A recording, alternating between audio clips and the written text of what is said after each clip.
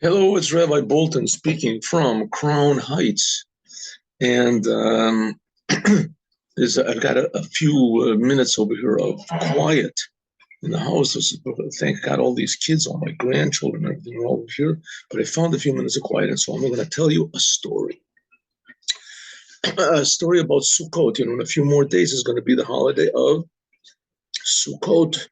Millions of Jews all over the world are going to be taking a lulav and an etrog. If you don't know what that means, look it up in Google in the daytime. But first thing they're going to do is to sit in a sukkah in the evening. And a sukkah is very simply just four walls, can be made of anything.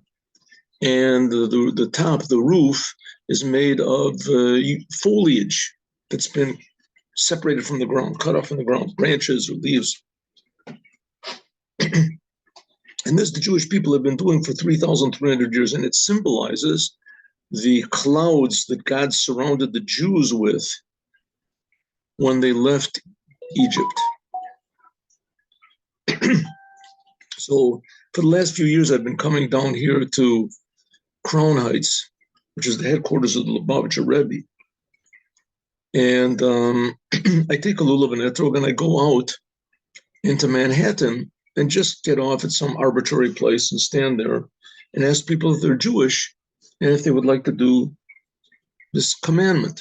And amazingly, people do. Of course, the people who do it are people who are not religious. If they're religious, they would have already done it. So why a Jewish person would want to do this strange ritual in the middle of the street is really beyond me.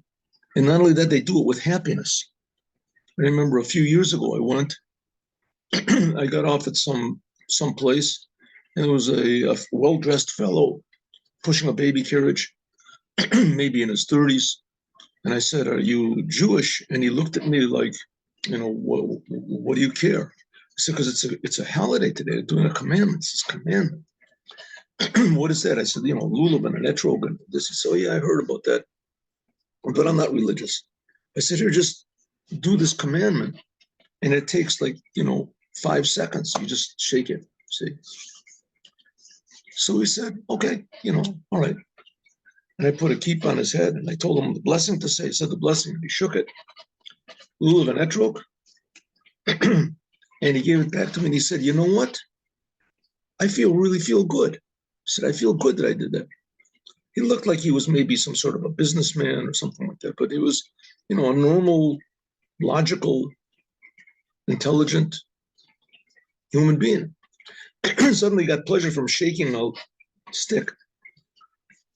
The reason is because there really is a creator, and the creator really does care about us, and he really did choose the Jews to tell the whole world that he cares about them also. And one of the ways is by the commandments. The word for commandment means connection. So there's a connection between the creator and the creation. But that's not the story I wanted to tell. I wanted to tell a different story. So one year I went out and I got off arbitrarily with my lulav and my etrog. And it happened to be that there was a big Chabad sukkah that was built there. And the Chabad boys, they were standing at the entrance inviting people in, and also with the lulav and an etrog. But I stood in the back. And where I was, the back of the sukkah was facing the exit from the subway. I guess it was also the entrance, but it was the exit. It was wide, and there was stairs. It was stairway that was coming out of the subway. I don't remember which corner this was. I don't know. In any case, so there was every few minutes, every 5-10 minutes, there would come out a wave of people, and I would stand there and ask them if they were Jewish and if they wanted to do lulav and etrog. Anyway, so there came out a bunch of people, and a lot of people said yes, a lot of people said no. And by the way, I just remembered another story, so I'll come back to the story. Once I was doing this also, I think it was in Washington Square. Could it be Washington Square? And I was asking people if they were Jewish, if they would like to do lulav and etrog, and there was a religious couple, young couple, maybe in their 20s. They also had a baby carriage. They were very well dressed, and they looked really, really, like holiday sort of, suit on. And they were watching me for a while, and then they came over to me and they said, "How do you know who's Jewish?" So I said, "I don't know who's Jewish." They were amazed. I said, "What are you amazed about?" He says, "Because everybody you ask has a smile on their face.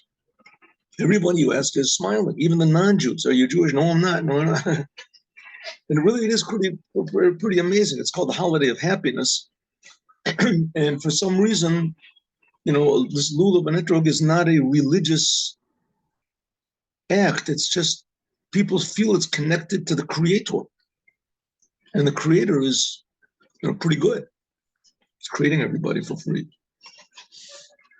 So back to our story. So there I am standing, and there's this wave of people coming out from the subway.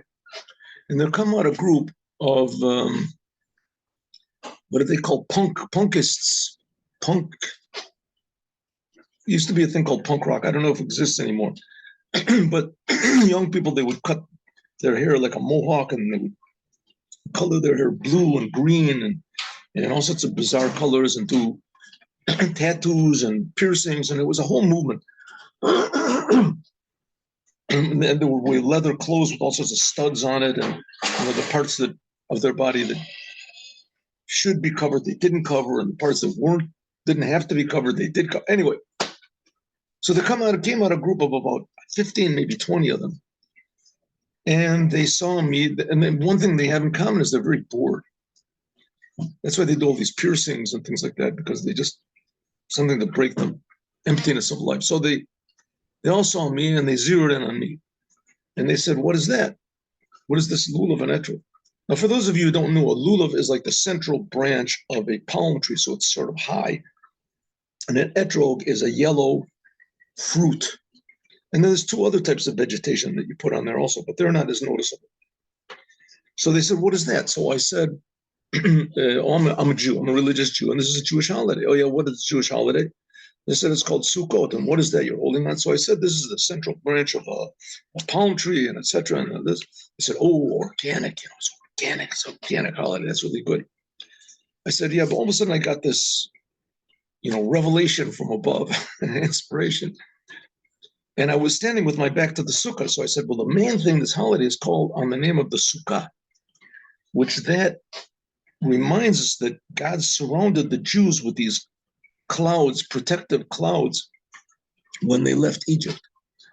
And suddenly I just made this up. I said, "Well, and it comes to show that anytime a person tries to do anything good, is God will help them and protect them,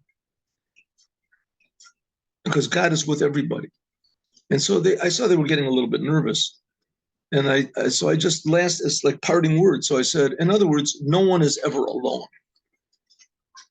So I said those words, no one is ever alone. Said those 5 forward. All of a sudden I said that. All of a sudden they sort of turned and they looked at me, and all of their shoulders sort of dropped and their eyes went up. It was really quite amazing. And the eyes went up like, to the right, I guess.